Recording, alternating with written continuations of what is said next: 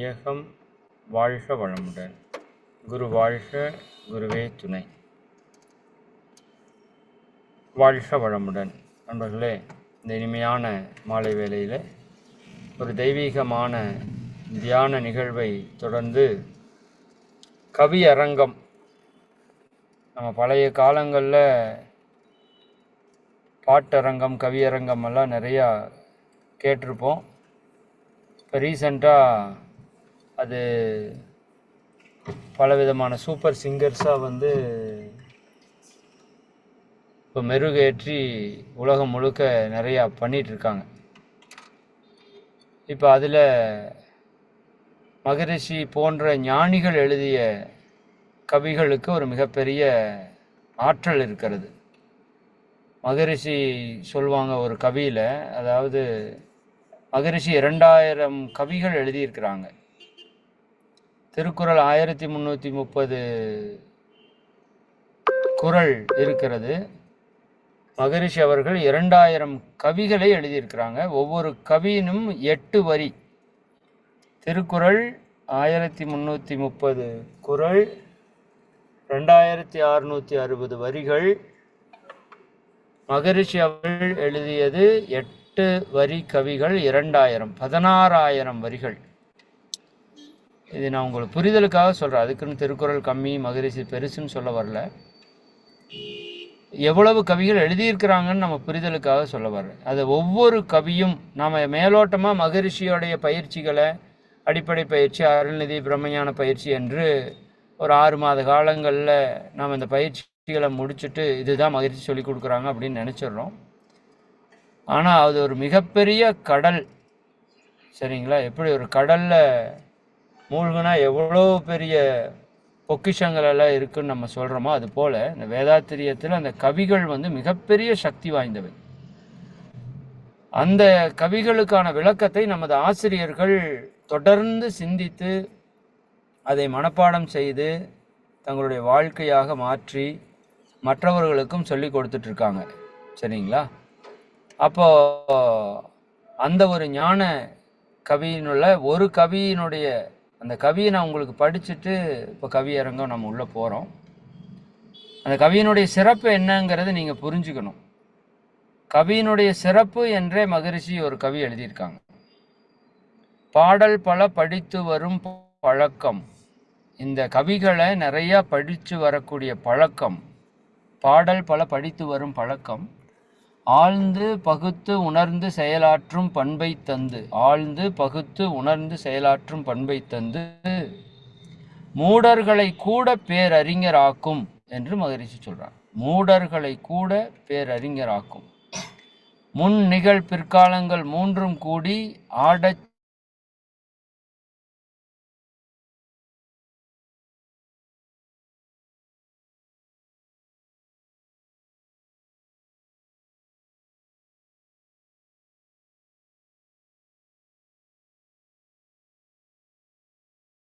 ஞானம், அதை இந்த பாடல் படித்து வரக்கூடிய பழக்கமே கொடுக்குமாமா.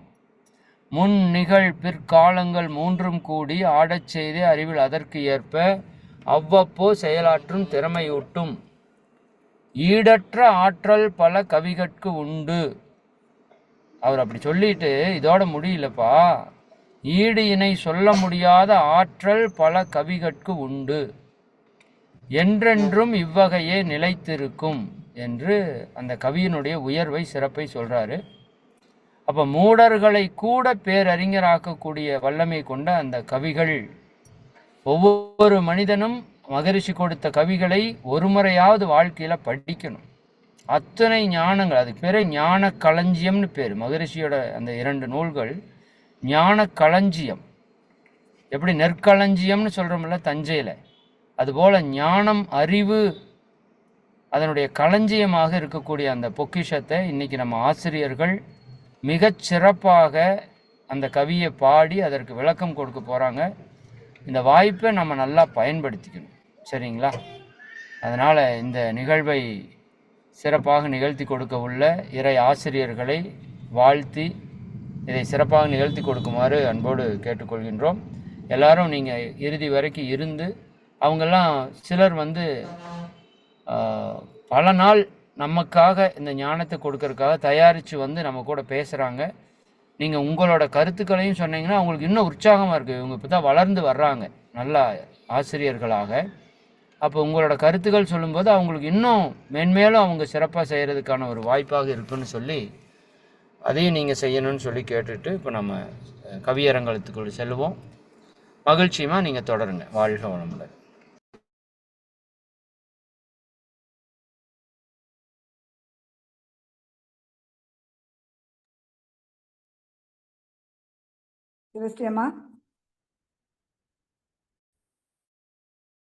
வாழ்க வளமுடன்மா. சித்ரா பாலகிருஷ்ணன் அம்மா. அம்மா வாழ்க வளம். ஆரம்பிச்சிடவாமா? வாழ்க வளமுடன். வாழ்க வாழ்க வையகம், வாழ்க வையகம், வாழ்க வளமுடன். குரு வாழ்க, குருவே துணை. இறை சாதனை மார்க்கம் வாழ்க வளமுடன். இந்த இனிமையான மாலை பொழுதிலே ஆசான் அருட்தந்தை வேதாத்ரி மகரிஷி அவர்களின் பொற்பாதங்களை வணங்கி இந்த கவியரங்கத்தில் நுழைய இருக்கிறோம். கவியரங்கத்திற்கு தலைமை தாங்க வந்திருக்கும் அருள்நிதி இறை ஆசிரியர்கள் பெரியநாயகி அம்மா, சிவஸ்ரீ அம்மா அவர்களுக்கும், இணைய வழி மூலம் கேட்க இருக்கும் இறை ஆசிரியர்கள் பெருமக்களுக்கும், இந்த நிகழ்ச்சியை ஏற்பாடு செய்து கொடுத்த எங்களுடைய இளைய குருவான மதன்குமார் ஐயா அவர்களையும் வாழ்த்தியும் வணங்கியும் இந்நிகழ்ச்சியை தொடங்குகிறேன். நான் எடுத்துக்கொண்டுள்ள கவி சுவாமிஜியின் கவி உலக சமாதானம் என்ற புத்தகத்திலிருந்து உண்மை நிகழ்ச்சிகள் என்ற கவியை நான் எடுத்து அந்த கவிதையை வாசித்து விட்டு அதனுடைய விளக்கத்தை சொல்ல இருக்கிறேன். நம்ம வாழ்க வளமுடன். உண்மை நிகழ்ச்சிகள் கவி. பிறக்கின்றோம், வளர்கின்றோம், வாழ்கின்றோம் நாம் பேருலகில் இன்ப துன்பம் அனுபவித்து இறக்கின்றோம், இதுவே தான் என்றும் என்றும் எல்லா ஜீவன்களுக்கும் போது. இவ்வுண்மை மறக்காத விழிப்புடனே ஒழுக்கத்தோடு மதி உடலை பயன்படுத்தி உலக வாழ்வை சிறப்பாக அனுபவித்து இயற்கை கொப்ப சிந்தனையில் அமைதி பெற முயற்சி செய்வோம். சிந்தனையில் அமைதி பெற முயற்சி செய்வோம். இந்த கவியில நம்மளுடைய குருபிரான் என்ன சொல்றாங்களா, ஒவ்வொருவரும் இவ்வுலகம் மீது பிறக்கிறோம். மனிதன் இனம் வாழ்ந்து கண்ட அனுபவம், வாழும் மக்களுக்கு இருக்கிற கூட்டுறவு, இவைகளின் துணையையும் பயனையும் கொண்டு வாழ்கிறோம். இன்ப துன்பம் அடைகிறோம், பின்னர் இறந்து விடுகிறோம். பிறக்கின்றோம், நாம் எல்லோரும் பிறக்கிறோம். எங்கே, எப்பொழுது, யார் வயிற்றில், எப்போது அப்படின்னு, எந்த ஊர்ல, எந்த நாட்டுல, எந்த தேசத்துல, எந்த இடத்துல, எந்த நேரத்துல பிறக்கும் அப்படிங்கறதெல்லாம் நமக்கே தெரியாது. ஆனாலும் என்ன பண்றோம், பிறக்கின்றோம். எதுக்காக பிறந்திருக்கிறோம்? நம்ம கர்ம வினைகளுக்கு தக்கபடி ஒரு தாய் வயிற்றில் உருவாகி பிறக்கின்றோம். வினைகள் கரைய இறைநிலையை உணர பிறக்கின்றோம். இந்த அரும்பிறவில் எல்லையில்லா மெய்ப்பொருளை உணர்வதற்கு பிறந்திருக்கிறோம் அப்படிங்கிற உண்மை மனவளக்கலைக்கு வந்ததுக்கு பிறகு நமக்கு தெரிஞ்சுது. அதுக்கப்புறம் வளர்கின்றோம். ஐயா சொல்றாங்க, எப்படி வளர்கின்றோம்? தன்னுடைய சுற்றுப்புற சூழ்நிலையை சார்ந்து நல்லது கெட்டது அதற்கு தகுந்தாறு போல், வறுமை இல்லாட்டி அதிக பொருளாதாரம், வசதி வாய்ப்பு எப்படியோ அப்படியெல்லாம் வளர்ந்துகிட்டே இருக்கும். அது எப்படி அப்படின்னா, ஒரு தாய் உணவு ஊட்டுகிறாள், அப்புறம் அவங்க வேற ஒண்ணுமே செய்யறது இல்ல. நம்ம கைய காலெல்லாம் பிடிச்சி இழுத்து வளரணும்னு நினைக்கிறாங்களா? அப்படிலாம் இல்ல. ஆனாலும் இந்த உடல் வளர்ந்து கொண்டே இருக்கிறது பாருங்க. ஒரு குழந்தை 3 கிலோ பிறக்குது, அப்புறம் அது கொஞ்சம் கொஞ்சமா வளர்ந்து 8 கிலோ, 10 கிலோ, 30 கிலோ, 40, 60 கிலோ அப்படின்னு வளர்ந்து கொண்டே வருகிறது. அதே நேரத்துல இந்த அறிவும் வளருது. இதெல்லாம் யாரால நடக்குது அப்படின்னா, இந்த இறையால நடக்குது. அதுவும் இயற்கை என்ற பேரறிவால் வாழ்ந்து கொண்டே இருக்கிறோம். வாழ்ந்துதான் ஆக வேண்டும். இந்த உலகத்துல நாம பிறந்து விட்டோம், வாழ்ந்துதான் ஆக வேண்டும். எங்கே? இந்த பேருலகில். பிறக்க வேண்டும் என்று நான் பிறக்கவில்லை, ஆனாலும் பிறந்து விட்டோம், வாழ்ந்தே ஆக வேண்டும் இந்த உயிர் உள்ள மட்டும் அப்படின்னு மகரிஷி நமக்கு கூறியிருக்கிறாங்க. மனிதனுக்கு 4 நிலைகள் இருக்கிறது. அது ஒண்ணு இன்பம், இன்னொன்னு துன்பம், இன்னொன்னு அமைதி, அடுத்தது பேரின்பம். உடலுக்கும் மனதிற்கும் சந்தோஷத்தை கொடுப்பது இன்பம், அதுவே வலியை கொடுத்தால் அது துன்பம். இரண்டும் சமநிலையாக இருந்தால் அது அமைதி. இந்த உலக இன்பம் எல்லாம் சிற்றின்பம். முக்தி நிலையை அடைவதுதான் பேரின்பம். அப்படின்னு சொல்றாங்க. இந்த இன்பம் எல்லா ஜீவன்களுக்கும் பொது. இது யுகம் யுகமாக என்றும் என்றும்னு 2 இடத்துல என்றும் என்றும்னு சுவாமிஜி சொல்லியிருக்கிறாங்க. என்றும் என்றும்னா வாழ்ந்து வந்த நாட்கள்ல இருந்து இன்னும் இந்த உலகம் எத்தனை நாட்கள் இருக்க போகிறதோ, எத்தனை யுகங்கள் இருக்க போதோ, அது வரைக்கும் இது தொடர்ந்து நடந்துகிட்டே இருக்கு. எத்தனை யுகங்கள் சக்தி யுகம், சத்தியுகம், திராத்தா யுகம், துவாபார யுகம், கலியுகம் இது வரைக்கும் நடந்துகிட்டே இருக்கு. இன்னும் நடந்துகிட்டே இருக்கும். இது எல்லா ஜீவன்களுக்கும் பொது அப்படின்னு சொல்றாங்க. இந்த ஓரறிவுல இருந்து 6 அறிவு வரைக்கும் இந்த பிறக்கிறது, வளர்றது, வாழ்றது எல்லாமே எல்லா ஜீவனுக்கும் பொது. இதுதான் உண்மை. இது மறுக்க முடியாத, மறக்க முடியாத உண்மை. யாரா இருந்தாலும் எல்லாருக்கும் இந்த உண்மை சரியான ஒரு கருத்து. இதை மறக்காத விழிப்புணர்வுடனே எல்லாம் எப்படி இருக்கணுமா? மறக்காத விழிப்புடனே இருத்தல் அவசியம். இருக்கும் போதே பதிவுகளை எல்லாம் கழித்து பிறகு இறக்க வேண்டும். சுவாமிஜி சொல்லியிருக்கிறாங்க ஒரு கவியில, இன்று நான் நிறைவு பெற்றேன் இறைவா, இன்று நான் நிறைவு பெற்றேன். தன்னுடைய வாழ்க்கையில எல்லாமே பெற்று நான் நிறைவு பெற்றேன். இதுக்கப்புறம் எனக்கு ஒண்ணும் இல்ல. இப்போ இறை என்னை அழைத்து கொண்டாலும் நான் போறதுக்கு தயாரா இருக்கிறேன் அப்படின்னு சொல்லியிருக்கிறாங்க. இந்த உண்மையை மறக்காத விழிப்புடனே அப்படின்னு ஒரு வார்த்தை அங்க சொல்லி இருக்கிறாங்க. இது விளைவறிந்த விழிப்பு நிலை அப்படின்னு மகரிஷி சொல்றாங்க. என்ன செய்தால் என்ன விளைவு வரும் என்ற விழிப்பு நிலையில் இருக்க வேண்டும். என்ன செஞ்சாலும் சாப்பிடும் போது, தூங்கும் போது, குளிக்கும் போது, படிக்கும் போது, முக்கியமா தவம் செய்யும் போது விழிப்புணர்வுடே இருக்க வேண்டும் அப்படின்னு சொல்லியிருக்காங்க. அதுவும் எப்படி? ஒழுக்கத்தோடு ஒழுக்கத்தோடு விழிப்புடன் இருக்கணுமா. நாம ஒழுக்கம்னா என்ன நினைச்சிட்டு இருக்கோம்? கற்பு நெறி காப்பது மட்டும்தான் ஒழுக்கம்னு நினைச்சிருக்கோம். ஆனா அது சரியான ஒரு முடிவு கிடையாது. சரியான நேரத்துல தூங்குறது, சரியான நேரத்துல எழுந்து கொள்வது, தவறாமல் பசி வந்தால் மட்டும் நம்ம சாப்பிடுறது, வார்த்தைகள்ல, எண்ணத்துல, சொல்லில ஒழுக்கம் கடைபிடிப்பது.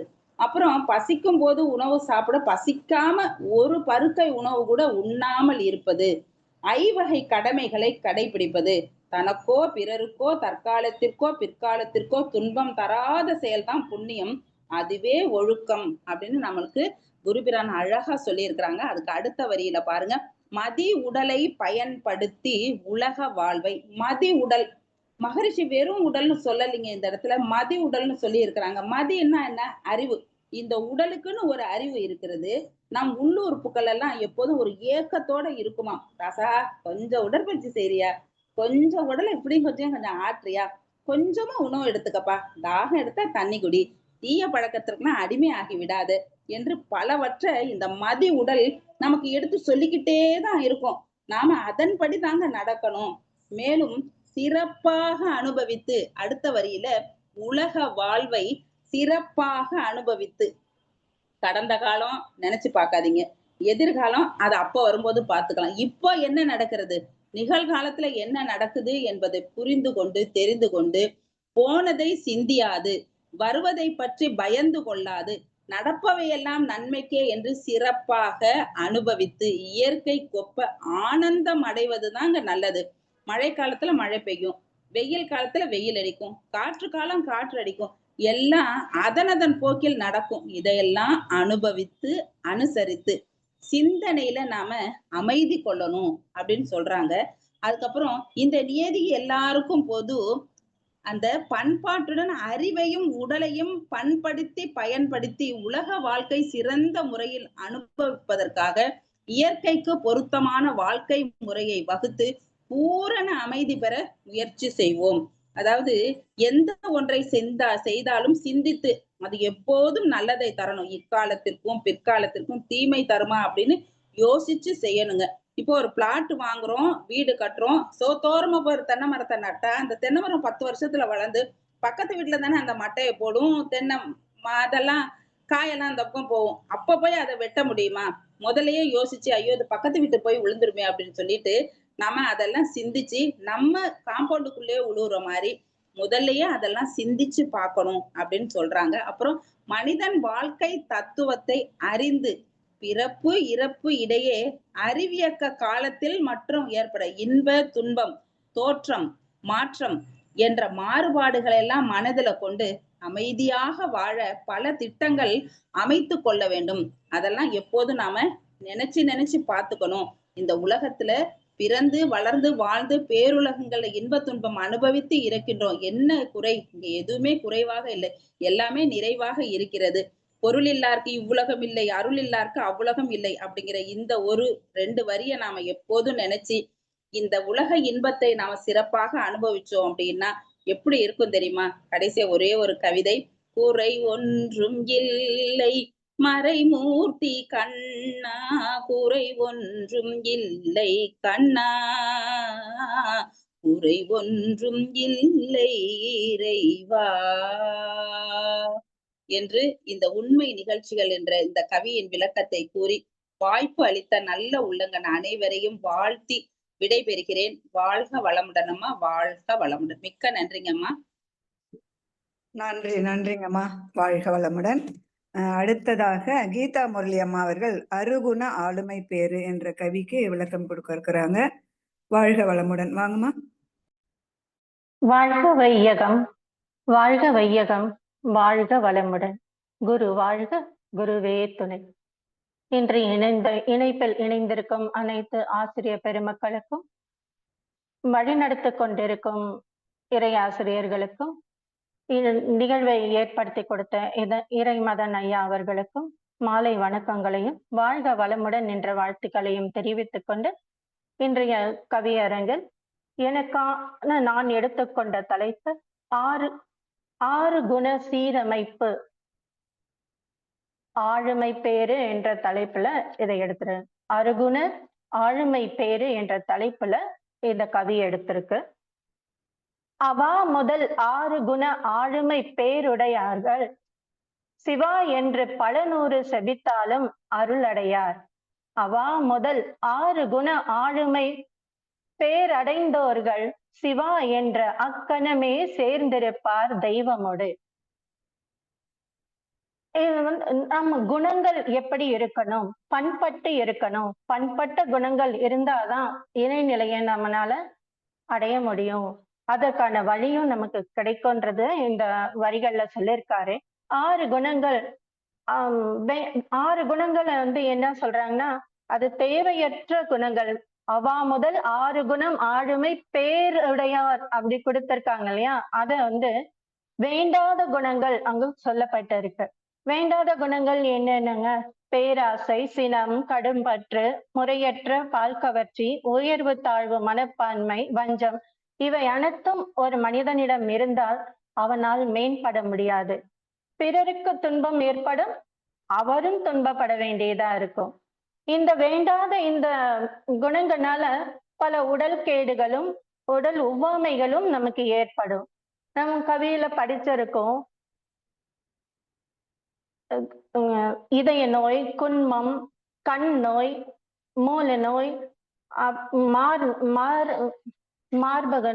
மார்பு நோய், இப்போன்ற பல கொடிய நோய்களை நம்ம சந்திக்க நேரிடும். வேண்டாத இந்த செயல்கள், இந்த வேண்டாத இந்த குணங்கள் 6 குணங்கள் இருந்தா துன்பப்பட நேரிடும். இப்போ இதுவே நல்ல குணங்களா இருந்தா என்ன பண்ணும்? அந்த மாறுபட்ட குணங்கள் பேராசைய நிறைமனமா வச்சு, சினத்தை பொறுமையாகவும், கடும் பற்றை ஈகையாகவும், முறையற்ற பால் கற்சிய கற்ப நெறியாகவும், உயர்வு தாழ்வு மனப்பான்மையை நிறைமனமாகவும் வைத்து, வஞ்சம் மன்னிப்பாகவும் வைத்து மாத்திக்கொண்டோம்னா நிறைவா இருக்கும். பொதுவா ஒரு மனிதனோட பிறப்புல இந்த அன்பும் கருணை அவனோட பிறந்ததே தாங்க. இந்த மனிதனுக்கு இப்படி ஒரு குணங்கள் மாற்றம் ஏற்படுவதற்கு காரணம் அவன் பிறந்து வளர்ந்த சூழ்நிலையும் அந்த பழக்கங்கள் தான் அவனுக்கு காரணமாக ஏற்படுது. இதை உணர்ந்த காலத்திலேயே நம்ம என்ன பண்ணணும்னா, இந்த தீய செயல்கள் நமக்கு துன்பம் அளிக்கும், பிறருக்கும் துன்பம் அளிக்கும்ன்றப்போ அதை அடியோடு அங்க மாத்திக்கணும். நம்ம நல்ல பழக்கத்துக்கு கொண்டு வரணும். சோ அதுக்கு நம்ம மகரிஷி ஐயா நிறைய வழிமுறைகளை நமக்கு சொல்லி கொடுத்திருக்காரு. அவர் என்ன முதல்ல உடல் எப்பவுமே உடல் ஆரோக்கியமா இருந்தா நம்ம மனசு நம்ம மூளை நல்ல விதத்துல செயல்படும் இல்லைங்களா? ஆரோக்கியமான செயலுக்கு தான் நம்ம ஈடுபடுத்திக்குவோம். அப்போ உடலை நல்லா பலமா வச்சிருந்தோம்னா அதுக்கு என்ன பண்ணணும்னா உடற்பயிற்சி பண்ணணும். மனசை வளப்படுத்தணும், சஞ்சலமான மனசை தெளிவுபடுத்தி வச்சுக்கணும் அப்படின்னா அதுக்கு தவம் எடுத்து தவத்தை நாம தினமும் சிறிது நேரம் செஞ்சுட்டு வரணும். இதுவே நம்ம அகத்தை நாம் என்ன பண்ணோம், இன்னைக்கு என்ன செஞ்சோம், இதுல குறை என்ன பண்ணோம், நிறை என்ன பண்ணோம், எப்படி வாழணும்ன்ற அந்த முறைகளை நாம என்ன இன்னைக்கு ஃபுல்லா பண்ணோன்றது அந்த அகத்தாய்வு அப்படின்ற ஒரு நிகழ்வை ஏற்படுத்தி கொடுத்து அதை தினமும் செஞ்சு பாருங்க, நீங்க உங்களை சீர்படுத்திக்கலாம் அப்படின்றதுக்காக அந்த நெறிகளையும் நமக்கு சொல்லி கொடுத்திருக்காங்க. அப்புறம் அத்தனையும் விட அந்த உயிரை களங்கமாக இருந்தாலும் அதை தூய்மைப்படுத்தி கொண்டு நீ வளமாக வாழலாம் என்பதற்காக உயிர் தூய்மையை ஆக்கி கொள்வதற்காக காய கல்ப பயிற்சின்றதையும் சொல்லி கொடுத்திருக்காங்க. இப்போ நம்ம மேல படிச்சமே, அவா முதல் 6 குணம் ஆளுமை பெயருடையார் சிவாவென்று பல நூறு செபித்தாலும் அருளடையார் அப்படின்னா நாம எத்தனைதான் குணங்களை கெட்டவர்களா இருந்தாலும் கடவுள் நம்பிக்கை சிறிதளவாவது இருக்கும். அப்ப அவன் துன்பப்படுற காலத்துல அவன் எதிர்பார்க்கறது இறையோட அரைவயப்பு தான். ஆனா அந்த குணங்களை அவன் விட்டாதான் அவனோட இறை இணைய முடியுமே தவிர அந்த குணங்கள் இருந்தா இறை நமக்கு என்னைக்குமே நமக்கு ஒத்துழைக்குமா, இறை நமக்கு எந்த உதவியும் செய்ய முடியாது. நம்ம அதை எப்படி நம்ம சரிப்படுத்திக்கணும்ன்றதுக்காக தான் இறையே குரு வடிவா நமக்கு வந்திருக்காங்க. அந்த சில துன்பங்கள்னாலதான் நம்ம இப்படி ஒரு கூட்டா சேர்ந்து நம்மளோட நல்லது தீமைகளை ஆராய்ச்சி செய்து அதை தீர்த்துக்கணும்ன்றதுக்காக தான் சில மகான்களும் குருகளும் இப்படி பிறப்பிக்கப்பட்டு இறையே அவர்களாக நமக்கு நல்ல விஷயங்களை சொல்லி கொடுத்து நம்மளை தூய்மைப்படுத்த வழிபடுத்தி கொடுக்கறாங்க. அப்போ இந்த சீர்திருத்தம் பெற்றுவிட்டால் நம்ம நினைச்ச மாத்திரத்துல கடவுள் நமக்கு உதவி பண்ணுவார். அதுதாங்க நமக்கு இப்படி ஒரு கஷ்டமான சூழ்நிலை எப்பவுமே இப்போ நம்ம ஒரு இணக்கத்துல சேர்ந்திருக்கோம், இதுல நம்ம நிறைய பழக்கங்களை கத்திருக்கோம், வழிமுறைகளை கத்திருக்கோம்னா ஏதோ நமக்கு பெரியவர்களால கொடுக்கப்பட்ட சில நல் வழிகளும் பண்புகளும் சிறிதளவேனும் நம்மிடம் இருந்ததுனாலதான் இப்படி ஒரு பழக்கங்களை நம்ம கத்துக்க முடிஞ்சது.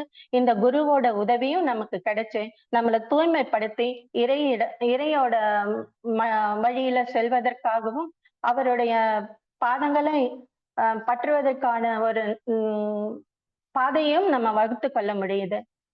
இப்போ அவை சொல்லியிருக்காரு, அரிது அரிது மானிடராய் பிறத்தல் அரிது, அதினும் கூன் குருடு செவிது நீங்கி பிறத்தல் அரிதுன்னு. இத்தனை குறைகளும் வருவதற்கான காரணம் ஒரு பிறவியில் நாம் யாருக்கேனும் துன்பம் செய்திருந்தால் அந்த துன்பத்தை நாம் அடைந்து பூர்த்தி செய்வதற்காக நம்மை தூய்மைப்படுத்திக் கொள்வதற்காக தான் இந்த பிறவி எடுத்திருக்கு. சோ அந்த பிறவியிலாவது இப்படி உணர்ந்து நம்மளை சரிப்படுத்திக்கணும். அப்படி எதுவுமே இல்லாம நம்ம ஒரு அங்கஹீனமும் இல்லாம நல்லா இருந்துக்கோம் அப்படின்னா அதுக்கு கடவுளுக்கு நன்றி சொல்லிட்டு நம்மளோட சின்ன சின்ன அந்த குணங்களையும் மாற்றி தூய்மை பெற்றுக்கொள்ளணும் அப்படின்றத இந்த கருத்துல எனக்கு விளங்கியதை நான் உணர்த்துக்கிறேன். இது நமக்கு என்ன,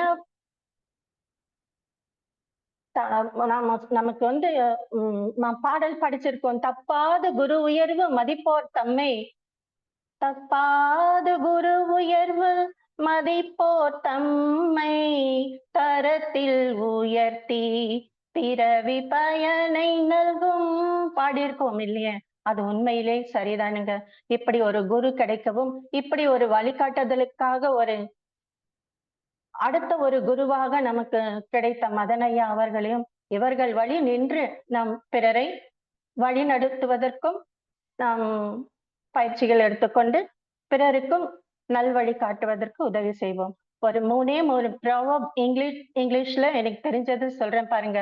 when wealth is lost nothing is lost, when health is lost something is lost, but when character is lost everything is lost.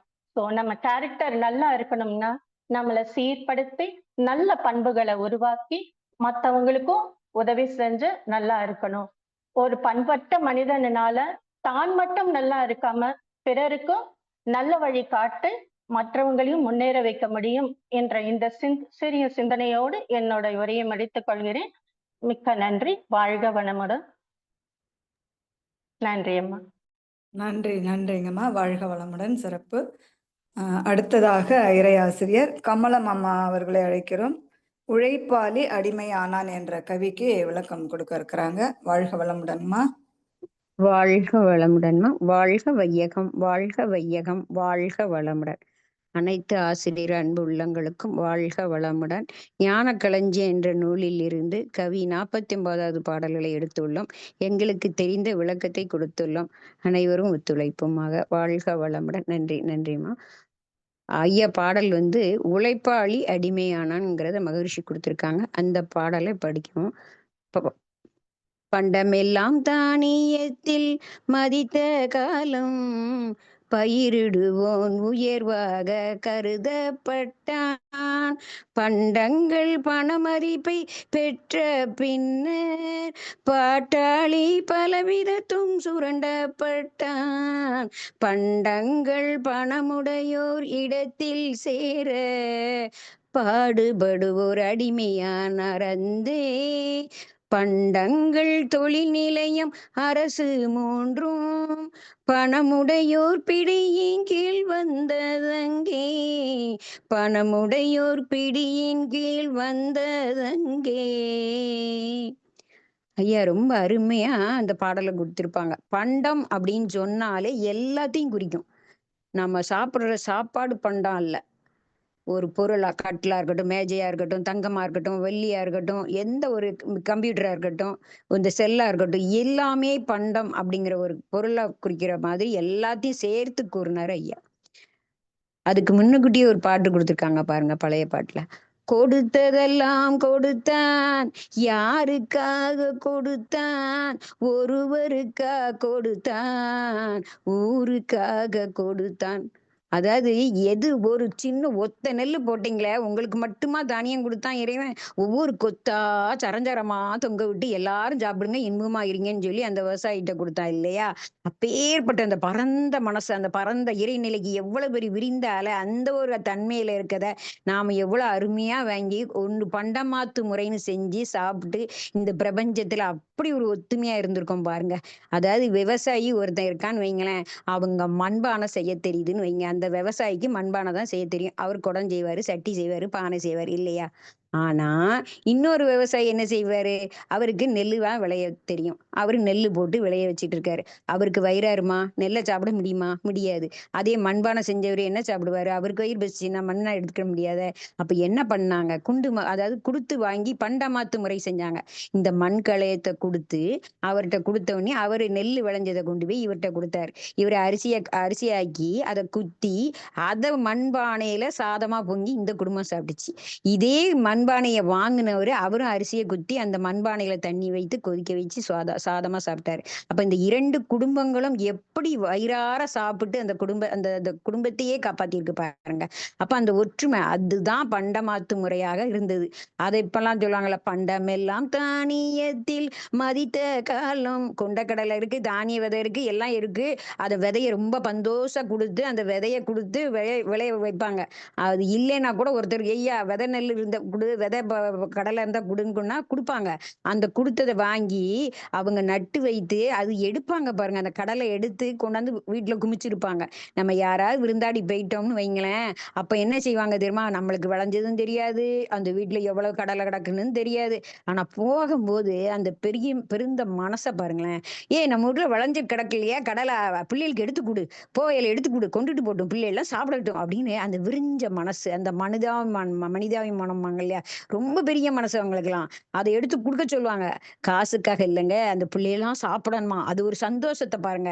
அந்த கடலை வேண்டாம், என்ன செய்ய போறோம், இல்ல கொண்டு போ அப்படிம்பாங்க. அந்த கடலையை வாங்கி வறுத்து அதுலயே நெய்யை உருக்கிட்டி, அந்த காலத்துல பசு மாடெல்லாம் வச்சிருப்பாங்க வீட்லயே, நெய்யை உருக்கி நெய் விலங்கா செஞ்சு சாப்பிடுவாங்க. கடை உண்டா ஒண்ணும் கிடையாதுங்க, ஆனாலும் பண்டம் சாப்பிட்டுருக்கோம் பாருங்க. அதே மாதிரிதாங்க நெல்லும். நெல்லை எந்த ஒரு கஷ்டம் வந்தாலும் அதை வம்பாக்காம அந்த நெல்லை பதப்படுத்தி பத்திரப்படுத்தி வைத்திருப்பாங்க. எந்த காரணத்தை கொண்டு வித்துற மாட்டாங்க. கொடுப்பாங்கங்க. அது எடுக்க மாட்டாங்கங்க. வயிற்றுக்கு பிள்ளைகளுக்கு இல்லை கூட கேப்பாக்குள் கொடுத்தாலும் கொடுப்பாங்க, அந்த விதை நெல் எடுக்க மாட்டாங்க. அது மதித்த காலங்க அப்போ. இப்போ எதுவும் தெரியாதுங்க. அது விதை நெல்லா ஒன்றும் கிடையாது. நெல்லை வயல்ல அறுத்தா வீட்டுக்கு வரதே கிடையாதுங்க. அப்படியே அனுப்பி விட்டுருதாங்க, வித்துட்டு துட்டாக்கிட்டு வந்துடணும்னு. அதுதான் அந்த காலத்துல மதிச்சு வாழ்ந்திருக்காங்க அந்த நெல்லுகளை. அப்ப அந்த நெல்லை கொடுத்து அதுக்கப்புறம் அந்த விதைகளை பார்த்து செஞ்சிருக்காங்க. அடுத்த லைனை பாருங்கங்க. பயிரிடுவோன் உயர்வாக கருதப்பட்டான். அவனை ரொம்ப அவனை உயர்வா கருதப்பட்டான். அவன் இரவும் பகலும் அதையே நினைத்துக்கிட்டு இருப்பாங்க. அந்த நெல்லு போட்டோமே அதுலயே தான் என்ன இருக்கும், இரவும் பகலும். அது என்ன தேவை அதுக்கு, இப்போ என்ன தேவை அதை கொடுப்பான். கொஞ்சம் மழை தேவையா அது நினைப்பான், எண்ணத்தாலே மழை வரும். அதுக்கு வெயில் வேணும். அந்த நோய் வந்தால் அதுக்கு நோய்க்கு எதிர்ப்பு சக்தி கொடுக்கணும். அதை பக்குவப்படுத்துவாங்க. அதை தான் உயிருக்கு மேலாக கருதுவான். அதுக்கு அந்த நெல்லை போட்டுட்டு அது கை சேரும் வரை அவன் உயிர் அவன் கையில இருக்காதான். அந்த அளவுக்கு நெல்லை பக்குவப்படுத்துவான். அது மகரிஷி ஒரு பாடல்ல கூட கொடுப்பாங்க பாருங்க. எப்பொருளை எச்செயலை எக்குணத்தை எவ்வுயிரை அடிக்கடி ஒருவர் அடிக்கடி நினைந்தால் அப்பொருளின் தன்மையாய் நினைப்போராற்றல் அறிவினிலும் உடலினிலும் மாற்றம் காணும். அதாவது அறிவுகளையும் ஆற்றலையும் அவன் நினைச்சு அந்த இடத்துல எப்படி என்ன ஏதுன்னு கண்டுபிடிக்காங்க பாருங்க. அதை மகிழ்ச்சி ரொம்ப அருமையா சொல்லியிருப்பாங்க. அதையே திருக்குறள்ல கூட ஒண்ணு உண்டுங்க. எப்பொருள் எத்தன்மையினும் அப்பொருள் மெய்ப்பொருள் காண்பது அறிவு அப்படின்னாரு. எந்த பொருளா இருந்தாலும் அதன் தோற்றத்தை கண்டு மயங்காமல் அந்த பொருளின் உண்மையான தன்மையை ஆய்ந்து அறிவதே சிறந்த மெய்யறிவாகும் அப்படின்னாங்க. எந்த பொருள், ஒரு வயல்ல போய்கிட்டு இருக்கோம், ஒரு அம்மா வயக்காடை பத்தி பேசிட்டு வராங்க. அவங்கள்ட்ட எங்களுக்கு வயலை பத்தி தெரியாது. அப்ப சொல்றோம், அந்த வயல் அழகா இருக்கு, இது ஒரு பச்சை அது ஒரு பச்சை அப்படின்னா, இது ஒரு 5008 இது வேற ஒரு நெல்லுக்கு நாங்க நினைச்சோம். அந்த அம்மா சொன்னாங்க, அவங்க வயல்லையே அப்படி அந்த அனுபவத்தை பாருங்க. அறிந்து அறிந்து அறிவு அந்த மெய்யறிவானவங்க அவங்களாலதான் சொல்ல முடியும். இந்த உரத்துக்கு இந்த வயலுக்கு லைட்டு பச்சைக்கு உரம் காணாதுமா, இந்த நெல்லுக்கு இதுக்கு உரம் சரியான முறையில இருக்கு திக்கு பச்சைக்கு அப்படிங்கறதெல்லாம் சொன்னாங்க. ஓ, அதுலயும் இப்படியெல்லாம் ஒரு இருக்கா அப்படின்னு நம்ம தெரிஞ்சுக்கிறோம் பாருங்க. அந்த ஒரு அறிவு ஆராய்ந்து அவங்க செய்யறாங்க பாருங்க. அதெல்லாம் அவங்களால மட்டும்தான் முடியும். அடுத்த லைனை பாருங்க. பண்டங்கள் பணமதிப்பை பெற்ற பின்னர் அதாவது பணமதிப்பை பெற்ற பிறகு என்ன செஞ்சாங்க, விவசாயிக்கு பயிரிட மட்டும்தான் தெரியும். அவர் விளைந்து அறுவடை ஆன பின்ன என்ன செய்வாரு, விற்று காசு வேணும் இல்லையா அவருக்கு, அதனால அதை வித்துடுவாரு. பணம் உள்ளவர்கள் அதை வாங்கி பதுக்கி வைத்துக்கிட்டு சமயத்தில் விலை உயர்வை பார்த்து வித்து லாபம் பார்ப்பார்கள் இல்லையா. அததான் அடுத்த லைன்ல சொல்றாங்க பாருங்க. பாட்டாளில் பலவிதத்தும் சுரண்டப்பட்டான். அவன் வயிற்றுல அடிச்சு விலை பேசி வாங்குவாங்க. அதில் லாபமோ 3 மடங்கு அடிப்பான். ஆனால் உழைத்த விவசாயிக்கு 1 பங்கு கொடுக்க மறுப்பாங்க. ஆனால் விவசாயி அதை திரும்ப அந்த ரூபாயை வாங்கினோடனே அவன் என்ன சேர்த்து அங்க வைக்க போறான் இல்லைங்க. வாங்கிய கடனை கொடுத்து வீட்டையும் பார்த்துக்கணும், அடுத்து விவசாயத்தையும் பார்க்கணும். அதான் பாட்டாளி அவனுக்கோ இதை கொண்டு வெளியில விற்க நேரம் இல்லைங்க. அதை கொண்டு போய் பதுக்கவும் இடம் கிடையாதுங்க. அவனுடைய உழைப்பால் லாபமடைந்து வயிற்றில் அடிப்பார்கள் பாருங்க. அதை தான் சுரண்டப்பட்டான்னு சொல்லி போட்டிருக்காரு. அதுலயே குரல் போட்டிருக்கு பாருங்க. பொருள் ஈட்டல் பொருள் காத்தல் இவற்றிற்கேற்ப புத்தி நுட்பம் உடல் வலிவு இவை இல்லாமை அப்படின்னாங்க. புத்தி நுட்பம் இருந்தாலும் இடம் இல்லையே, பதுக்கிறதுக்கும் இடம் இல்லை, அதை எடுத்து கொண்டு போய் விற்கவும் நேரம் இல்லை பாருங்க. அவங்களால முடிஞ்சது அதுதான். பண்டங்கள் பணமுடையோர் இடத்தில் சேர, அதாவது பலவிதமான லாபத்தை பார்த்தோன்னே இந்த பொருள்ல லாபம் கிடைச்சுன்னா அடுத்த பொருள் இப்படியாக வாங்கி வாங்கி பொருள்கள் மீது அந்த மோகம் வித்து கொண்டும் விலைக்கு கொண்டும் அவர்கிட்ட இருக்குன்னு அந்த மாதிரி விற்பனை பண்ண ஆரம்பிச்சாங்களாம். அதுக்கு இந்த விவசாயியோட பையன் கேட்பானா, அம்மா ஐயா அப்பாவை பார்த்து, அப்பா அவங்கெல்லாம் பெரிய பணக்காரங்களா இருக்காங்க, நம்ம மட்டும் இல்லையாப்பா அப்படின்னு கேட்கும்போது அவர் சொல்லுவானா, அந்த பையன்ட்ட அவர் சொல்லுவாராம், அவனோட அப்பா உரமோர் வச்சுட்டு போயிருக்காரு, நம்மகிட்ட இல்லையப்பா அப்படின்னு சொல்லுவாங்க. அதான் கிராமத்துல அந்த பேச்சு வரும், அவனோட உரமோர் இருக்குன்னு. அதுக்கு அடுத்த லைனை பாருங்க. பாடுபடுவோர் அடிமையானார் அந்தே. அடுத்து என்ன, விவசாயம் பயிரிட வேணும், பணம் வேணும், வீட்டில் உள்ளவர்களுக்கு நோய் படிப்பு கல்யாணம் என்னெல்லாம் இருக்கும் பாருங்க. அப்ப பண்ண ஏதோ வகையில் பணம் தேவை. அவங்களுக்கு என்ன செய்ய முடியும், அவங்கள விவசாயத்தை கொண்டு போய் அந்த வயலை கூட ஒத்தி வச்சிருவாங்க. அதாவது சொல்லுவாங்கல்ல அடமானம் மாதிரி அப்படி வச்சிருவாங்க. அப்போ என்ன செய்வாங்க, வட்டிக்கு நெல் அளந்து விடுவாங்கங்க. வரவும் செலவும் சரியாகி விடுங்க. அவன் கஷ்டம் சொல்ல மாளலைங்க. அவ்வளவு கஷ்டப்பட்டாலும் வெளியே சொல்ல முடியாம இருந்தா கூட சொல்ல மாட்டாங்க. பிள்ளைகள்கிட்டயோ பெரிய ஆட்கள்கிட்டயோ யார்கிட்டயும் அந்த மாதிரி கலந்துக்கிட மாட்டாங்க. அடுத்து யாரை பார்ப்பாங்க, வானம் பார்த்த பூமியை பார்த்து அந்த இறைநிலையை நம்பி அந்த இறைவனோட நம்பிக்கையோட இருப்பாங்கங்க. அதுதாங்க விவசாயம். பண்டங்கள், தொழில் நிலையம், அரசு மூன்றும் கொண்டு, அதாவது அந்த மூன்றும் சேர்ந்து என்ன செய்யும், பல லட்சங்கள லஞ்சங்களாக வாங்கி, இப்போ சொல்லுவாங்க இல்லையா, பொருள்கள்னாலே என்ன சொல்றோம், சாஃப்ட்வேர், செல்லு, தங்கம் சொன்னேன் இல்லையா, அதே மாதிரி டிவி, எந்த பொருளா இருந்தாலும் விவசாயி எந்த பொருளை வாங்க முடியாதுன்னாலும் அது எல்லாமே இயந்திரங்களா இருந்தாலும் சரி, மருந்தா இருந்தாலும் சரி, கஷ்டப்பட்டு கொண்டே இருப்பாம்பாங்க. அப்படி இல்லைங்க. இப்போதைக்கு இருந்தது அந்த காலத்துல இருந்ததுதான். அந்த கஷ்டப்பட்டு வயிற்று கூட இல்லாம இறந்தது உண்டும்பாங்க. உணவு தரக்கூடிய வயலை அழித்ததோடு மட்டுமல்லாமல் இப்ப என்ன செஞ்சுட்டு இருக்கோம், விவசாயத்தை அழிச்சு கொண்டு ரோடு போட்டு கொண்டும் காசை கொடுத்து கொண்டும் இருக்கோங்க. அந்த அளவு அதான் மகரிஷி எல்லாவற்றுக்கும் தொடர்புடைய செம்பொருளை தெய்வத்தை உணர்ந்து பொருள் மீது பற்று இல்லாமல் வாழ்ந்து அவனே சார்வதற்குரிய துன்பங்கள் திரும்ப வந்து சேராது. மகரிஷி பொது உடைமை ஆக்க வேண்டும் என்றார். பொது உடைமை ஆக்க வேண்டும். அதாவது ஃபர்ஸ்ட் குவாலிட்டிம்பாங்க. டீ தூள் எது விளைஞ்சாலும் எங்க வெளிநாட்டுக்கு அனுப்பிடுவான், எல்லா மக்களும் சாப்பிடணும்னு நினைக்கக்கூடியவங்க தான் அந்த விவசாயிங்க. அதுக்கு தான் முன்னால் உள்ளவங்க ஒரு பாட்டு பாடினாங்க, விவசாயி விவசாயி கடவுள் என்னும் முதலாளி கண்டெடுத்த தொழிலாளி விவசாயி விவசாயி. அதாவது அதுக்கு அடுத்து ஒரு லைன் கூட சொல்லுவாங்க, முன்னேற்ற பாதையிலே மனசை வைத்து முழு மூச்சாய் அதற்கு தினம் முளைத்து மண்ணிலே முத்தெடுத்து பிறர் வாழ வழங்கும் குணமுடையோன் விவசாயி. விவசாயி தாங்க. விவசாயியின் இடம் அவரவருக்கே என்று சொல்ல இல்லாம அந்த முதலாளி தத்துவத்தை வாங்கி கொண்டு அதிகமா அதாவது இடமே முதலாளிக்கு என்று சொல்லிவிட்டது முகலாய காலத்துல. ஆனா உழைப்பவருக்கே இடம் என்று எங்கோ ஒரு அறக்குவல் கூவினாங்க. அதுதான் அறக்குவல் கூறின முத்துராமலிங்க தேவர் தான். அவர் என்ன செஞ்சாருன்னா, அவருக்குள்ள சொந்த இடத்த 34 பங்கு தனதோட சொத்தை அப்படி எல்லா மக்களுக்கும் கொடுத்து பகிர்ந்து கொடுத்தாருங்க. அப்பாட, இயற்கையின் மடியில் தலை வைத்து நிம்மதியாக தூங்க முற்படும் போதுதான் நமக்குள்ள அதிகமா லாபத்தை நோக்கி ஆசையை நோக்கி அதை இயற்கையின் எதிராக நம்ம ஓடுறோம். அப்படி போகும்போதுதான் நம்ம பயணத்தை மேற்கொள்ள இயற்கை என்ன செஞ்சது, தனது கோபத்தை இயற்கை சீற்றங்களாக கொந்தளித்துட்டு அது கொந்தளித்து தான் என்ன செஞ்சது, சுனாமின்னு ஒண்ணு வந்தது. அப்போதாவது நின்றோமா? இல்லையே. நல்ல உள்ளங்களின் எண்ணங்களால் தான் நல்ல தவம் பண்ணி வேதாத்திரி மாதிரி மகர்ஷியோட எண்ணங்களும் எல்லா விதமான அந்த தவத்தில் உள்ள சித்தர்கள் அவங்களுடைய எண்ணங்கள் மூலம் இந்த இயற்கையின் அன்னை பரிசாக இன்னும் என்ன பண்ணி கொண்டிருக்கிறார்.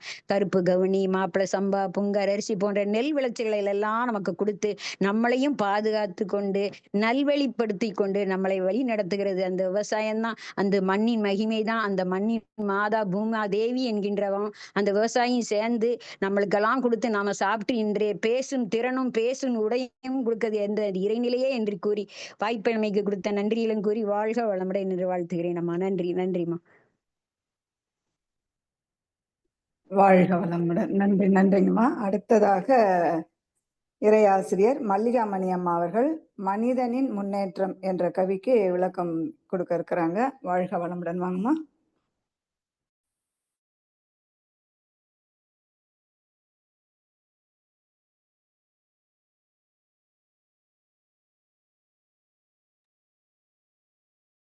மல்லிகாமணி அம்மா.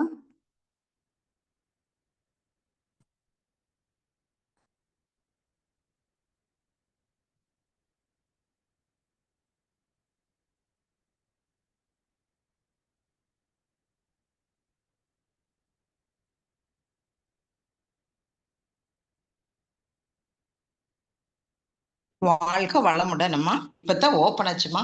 வாழ்க வெய்யகம், வாழ்க வெய்யகம், வாழ்க வளமுடன். குரு வாழ்க, குருவே துணை. இன்று மாலை பொழுதில் இந்த கவியரத்தில் பேச வாய்ப்பு கொடுத்த இறையாசிரியர் மதன் ஐயா அவர்களுக்கும் இறை ஆசிரியர்களுக்கும் என்னுடைய மனமார்ந்த நன்றியை தெரிவித்துக் கொள்கின்றேன். இணையதளம் மூலம் கேட்க வந்திருக்கும் இறை ஆசிரியர் பெருமக்கள் அனைவருக்கும் வாழ்க வளமுடன் என்ற வாழ்த்துக்களை கூறி என்னுடைய கவியை தொடங்குகிறேன். மனிதனின் முன்னேற்றம். மனிதன் எந்த அளவுக்கு முன்னேறிக்கிறான் அப்படிங்கிறத பத்தி இந்த கவி. விருப்பு வெறுப்பு உணர்ச்சி மிக்க மனிதன் அன்று விலங்குகளை போல் காட்டில் குகையில் வாழ்ந்தான். நெருப்பு கண்ட பின் வாழ்வில் வேகம் கொண்டான். நேற்று இன்று நாளை என்றான் பொருள் சேமித்தான். துருப்பிடிக்கும் இரும்புடன் மின்சாரம் கண்டு துரிதமாக வாழ்வில் முன்னேற்றம் கண்டான். திருப்பம் வந்துள்ளது அணுகுண்டால் வாழ்வில் தீர்க்கையும் வையகத்தை முயற்சி செய்வோம். தீர்க்கையும் வையகத்தை முயற்சி செய்வோம். அதாவது ஆதியில் வாழ்ந்த மனிதர்களுங்க விருப்பு வெறுப்பு என்ற உணர்ச்சி வயப்பட்ட நிலையில விலங்குகளைப் போல் காட்டிலும் குகையிலும் மரப்பொந்துகளிலும் வாழ்ந்தாங்க. காடுகளில் கிடைப்பதை உண்டு உயிர் வாழ்ந்தாங்க. புத்த சமய சமணர்கள் குகையில் வாழ்ந்தார்கள். விலங்குகளில் இருந்து தப்பிக்க குகையில் வாழ்ந்தார்கள். குகையிலேயே அவங்க தவம் செய்தார்கள். பின்னர் கற்களை ஆயுதமாக பயன்படுத்தி வாழ்ந்தனர். அதை கற்காலம் என்றார்கள். 2 கற்களின் உராய்வினால் நெருப்பு வெளிப்பட்டதை பயன்படுத்தி உணவுகளை நெருப்பில் பதப்படுத்தி உண்டனர். அந்த நெருப்பு காலம் என்றார்கள். செயற்கையில் ஒளி ஏற்படுத்தி கொண்டு நெருப்பினை கண்டறிந்த பின்னர் மனித வாழ்வில் வேகம் ஏற்பட்டு நேற்று இன்று நாளை என்ற 3 காலங்களையும், அதாவது கடந்த காலம், நிகழ்காலம், எதிர்காலங்களை காட்டும் முன்னேற்றம் அடைந்தான். எதிர்காலத்துக்காக பொருட்களை சேமித்தல், பாதுகாத்தல் அப்படிங்கிறதையும் அவன் கற்றுக்கொண்டான்.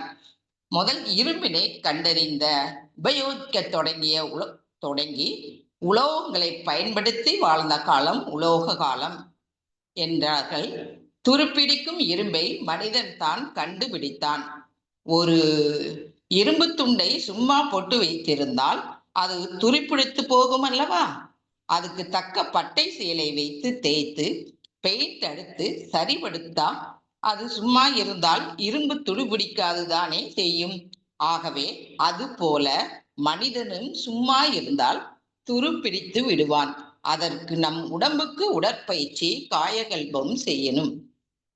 பயிற்சி இல்லாமல் இருந்தால் கழிவுகள் வெளியேறாது.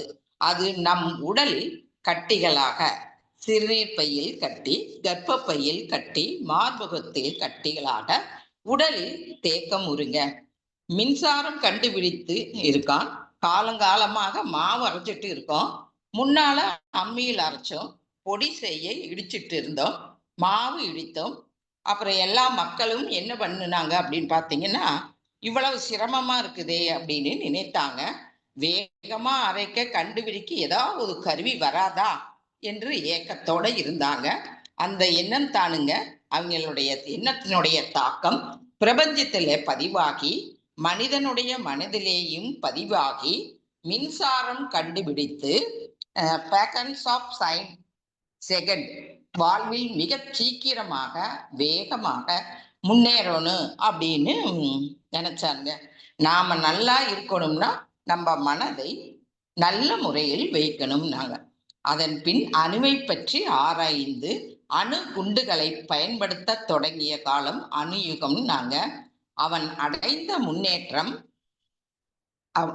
யாவும் பயனற்றே போகும் அளவுக்கு அணு சக்தியை தவறாக மனித இன வாழ்விற்கு பாதகமாக உபயோகிக்க ஆரம்பித்து விட்டதனால் மனித இனமே அழிந்து விடக்கூடிய அபாயம் தோன்றியதுங்க. ஒரு ஊர்ல ஒரு லிட்டில் பாய் அப்படிங்கிற 2 ஊர்ல ஒரு சின்ன குண்டு போட்டாங்க. ஹிரோஷிமா, நாகாசாகிப் அப்படின்னு சொல்லக்கூடிய 2 ஊரையுமே என்ன பண்ணினாங்க அப்படின்னா அழிச்சிட்டாங்க. இந்த குண்டுனால விளையிற தீமைகளை நாம் என்ன பண்ணணும் அப்படின்னு பார்த்தீங்கன்னா, மனதை நல்ல முறையில வச்சுக்கணுங்க. மனம் கூட்டல் இதம். மனதை இதமாக வைத்திருப்பவன் மனிதன். மனிதனிடத்தில் 3 களங்கங்கள். அவை ஆணவம், கர்மம், மாயை. அதை நீக்கினாத்தான் நமக்கு தெய்வ குணம் வரும். இந்த தவறான செயல்களை நம்ம ஈடுபட மாட்டோம். தெய்வம் பிளஸ் 3 களங்கங்கள் இருந்தால் மனிதன் மனிதனாக திகழ முடியாது அப்படிங்கறத இதில் சொல்லியிருக்கிறாங்க. விஞ்ஞானம் எப்போதுமே வளர்ந்து கொண்டுதான் இருக்குங்க. ஆனா மெஞ்ஞானம் அந்த அளவுக்கு இன்னும் வளரவில்லைங்க. மெய்ஞானம் வளரணும். தனி மனித அமைதி, குடும்ப அமைதி, உலக அமைதியை நாம் ஒவ்வொருவரும் பெற வேணுங்க. மெஞ்ஞானம் வளர ஒரு பாடல் கூட சொல்லியிருக்காங்க. ஆளும் வளரணும், அறிவும் வளரணும், அதுதாண்டா வளர்ச்சி. ஆளும் வளரணும், அறிவும் வளரணும், அதுதாண்டா வளர்ச்சி. அந்த அறிவை நாம ஒவ்வொருவரும் பெருக்கிக்கணுங்க. அதற்கு இறை சாதனை மார்க்கத்தில் சேர்ந்து தவம் தற்சோதனை கற்றுக்கொண்டு மேலும் மேலும் நாம என்ன பண்ணணும், அறிவை நம்ம வளர்த்து கொள்ளணுங்க. இறுதியாக ஒரு பாடல், மகரிஷி அவர்கள் பாடலை பாடி நிறைவு செய்து கொள்கிறேங்க. வெய்யமெல்லாம் வாழட்டும், வாழ்க்கை வளம் காத்தினிதாய் வளரட்டும் மெய்யறிவு, வாழ்க்கை இன்பம் தூய்த்தலிலே. உய்யமை பொருள் நாட்டம் உலகெங்கு மக்களிடம் ஓங்குக மேலோங்குக நம் உள்ளமெல்லாம் ஒன்றுபட. ஓங்குக மேலோங்குக நம் உள்ளமெல்லாம் ஒன்றுபட. இத வாய்ப்பை கொடுத்த அனைத்து இறை ஆசிரியர்களுக்கும் நன்றிகளும். வாழ்க வளமுடனா. மனிதனின் முன்னேற்றம் எந்த அளவுக்கு போயிருக்கு, ஆனா அந்த அளவுக்கு மெய்ஞானம் இன்னும் வரல அப்படிங்கிறது தாங்க இதோட இது. அதை நம்ம ஒவ்வொருவரும் மெய்ஞானத்துக்கு இணைய வேண்டும் அம்மா. வாழ்க வளமுடன்.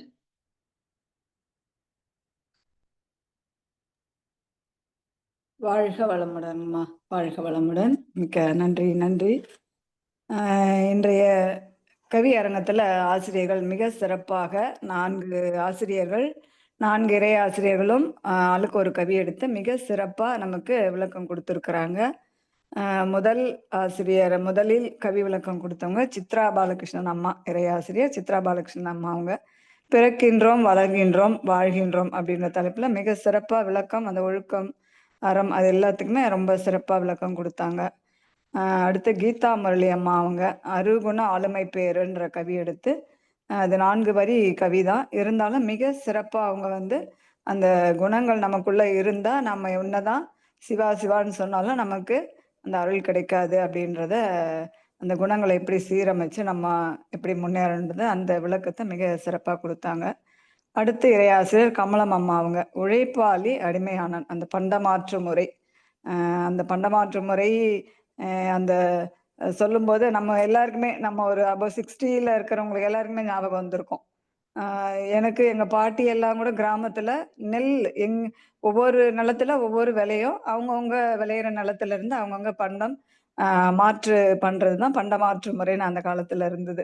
அது நிறைய விஷயம் அம்மா சொன்னாங்க. எங்க பாட்டி வீட்டுல நெல் வேர்க்கடலை இருக்கும். நெல் வேர்க்கடலையை கொடுத்து பொறி உருண்டை வாங்கி கொடுப்பாங்க எங்களுக்கு.